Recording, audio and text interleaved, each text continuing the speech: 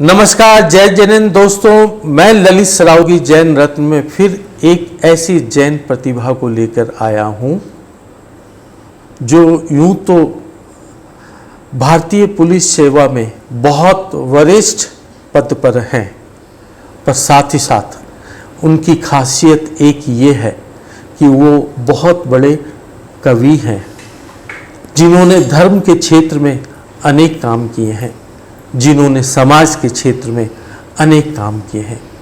और वह Madhya Pradesh home guard police के महानिदेशक, साथ ही साथ आपदा प्रबंधन विभाग के पुलिस महानिदेशक, जिनका नाम है पवन Jain.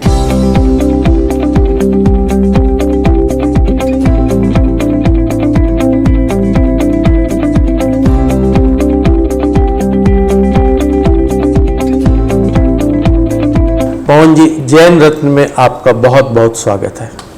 Thank you Lalit ji, thank you. आप आईपीएस बने, आपने अपनी सरकारी सेवा की शुरुआत की और आज पुलिस महानिदेशक के पद पर आप पहुंचे।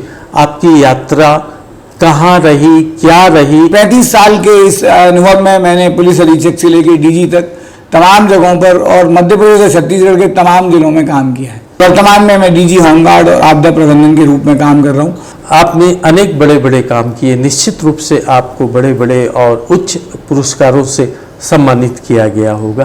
क्या है वो पुरस्कार? मुझे सबसे पहले सूदखोरी उन्मूलन अभियान के लिए दिल्ली में 26 जनवरी को 1996 में केंद्रीय मंत्री माधवराज सिंधिया ने राष्ट्रीय टीपी झुंझुनवाला समाज सेवा पुरस्कार से अलंकृत किया था। उसके बाद मुझे राष्ट्रपति के पुलिस पदक मिले सराहनीय सेवाओं के लिए और राष्ट्रपति पुलिस पदक विशिष्ट सेवाओं के लिए।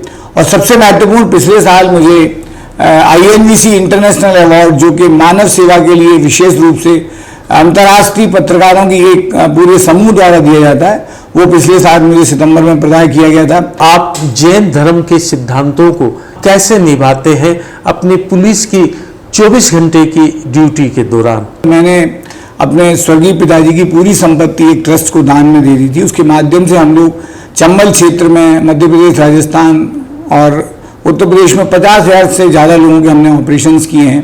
भोपाल में 30 साल पहले आचार्य श्री आए थे और उनको मैंने भोजपुर में आहार देने का सौभाग्य हुआ। आचार्य विद्यासागर जी से तब से जुड़ा हुआ हूँ।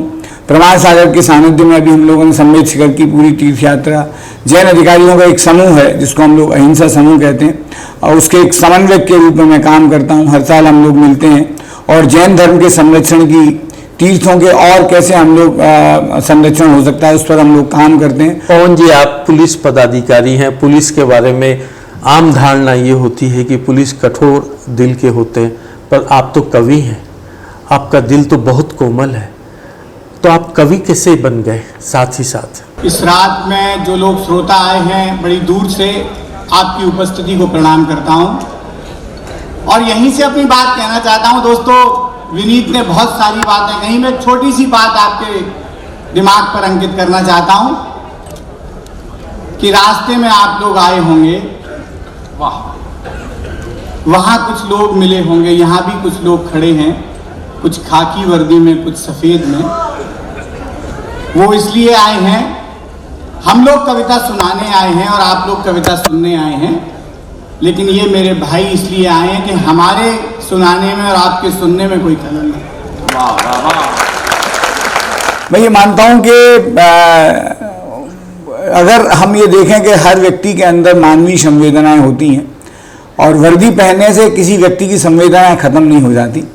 मैं जब भी कहीं देश दुनिया में जाता हूँ तो इस प्रार्थना के साथ मंच पर कविता पढ़ता हूँ कि मैं भी चाहता हूँ कि हे ईश्वर भगवान, ऐसे दिन हिंदुस्तान में भी आएँ कि जब होली, दिवाली, ईद, वैसाखी पुलिस वाले भी अपने परिवार के साथ मनाएं। कई बार लोग कहते हैं पुलिस और कविता, तब मैं कहना चाहता हूँ कि बंद हो थाने के पट, ऐसा कभी होता नहीं। बंद हो थाने के पट, ऐसा कभी होता नहीं। शहर सोए चैन से, बस इसलिए सोता नहीं। कर्म पथ में है मिले मुझको मगर कांटे बहुत, आदमी हूँ कैसे कह दूँ मैं कभी रोता नहीं। पुलिस अधिकारी के रूप में मेरे अंदर जो इंसानियत का कण है या जो मानवीय संवेदनाएं रहती हैं वो कविता के रूप में प्रस्फुटित होती हैं और मैं समझता हूँ जो कुछ मैं अपने आसपास देखता हूँ उसको कविता में कहता हूँ। जैन रत्न कार्यक्रम का हिस्सा बने, आपसे लाखों लोग आज प्रेरणा लेंगे। आपका बहुत बहुत धन्यवाद। बहुत बहुत शुक्रिया ललित जी। लेकिन आप जो काम कर रहे हैं, चाहे वो मंदिरों के संरक्षण का हो, चाहे जैन धर्म के प्रवर्तन का हो, चाहे जैन रत्नों की बात को पूरे समाज तक पहुंचाने का, वो बहुत ही अनुकरणीय कार्य है और आगे वाली पीढ़ियों को इससे बहुत मदद मिलेगी। कुछ लोगों को अपनी प्रतिभा निखारने में मदद मिलेगी, कुछ लोगों को अपने तीर्थ क्षेत्रों को संरक्षण के लिए। उसके लिए आपको बहुत बहुत धन्यवाद। जय जिनेंद्र। जय जी।